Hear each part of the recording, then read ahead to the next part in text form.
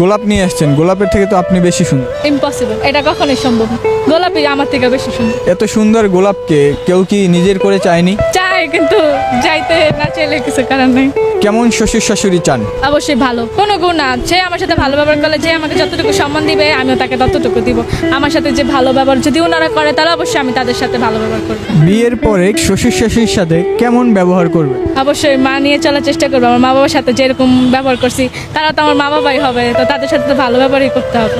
স্বামীর সাথে কেমন ব্যবহার করবেন? তাকে কতটুকু ভালোবাসবেন? একটা স্বামী স্ত্রীর মধ্যে যতটুকু বর্নিং থাকে, ভালোবাসা ঠিক ততটুকুই। নিজেকে সবসময় কোন কাজে ব্যস্ত রাখা হয়? মোবাইল টিপে। কষ্ট পেলে কি করেন? কষ্ট পেলে মানুষ কি করে? কান্না করে অবভিয়াসলি।